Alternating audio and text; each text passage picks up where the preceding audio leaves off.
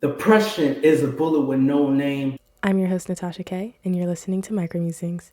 In this podcast, we delve into the world of writing, exploring original works and uncovering the inspirations and stories behind the pieces.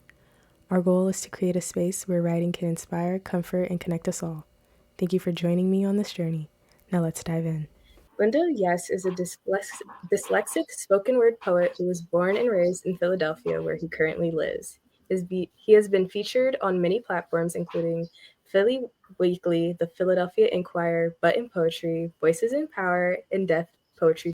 The Cupids are directly from a poem that I got called Cupid G.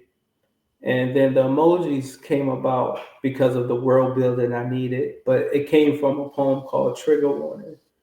And and Trigger Warning, the poem really talks about the idea of the shock you go through when you lose out on your happiness.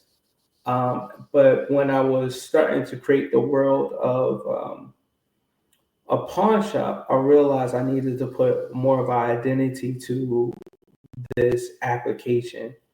And therefore, the emojis came about because I was like, it's something very familiar because we're familiar with emojis. But then also, I think it's very symbolic to just like, oh, we're dealing with feelings of sadness and happiness. Like when we use emojis, that spectrum. Depression is a bullet with no name, and I've been held at gunpoint. Joy stolen from my being, me left on the ground, bleeding, feeling weak, more weak than they are in a year, feeling too weak. 14 days, this is more than a phase or a cry for help, or playing the victim in the people court, they judge me, innocent. But yet I feel the cause and effect that allow me still in this moment, mannequin, man, I can't get myself out the positions they put me in. Let me bring you in to the crime scene. The irony, a sadness looking trigger happy, aiming at me. And the pressure is a bullet with no name or no trigger warning. Bang! Bang! Shots out my window, shots out my window, and all I heard was bang!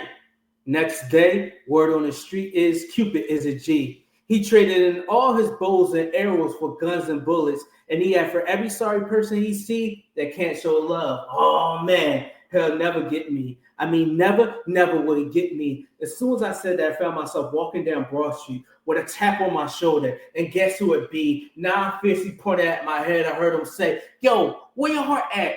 Where that at, man? Yo, stop being slow about it, yo." Stop acting like you need. I'm about to bang on you here right now. Are you trying to?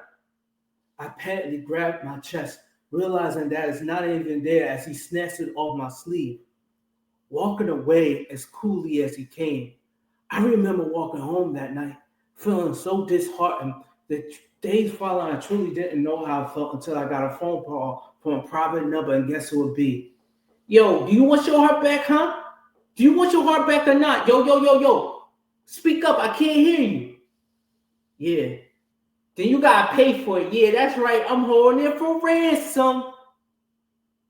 Wow.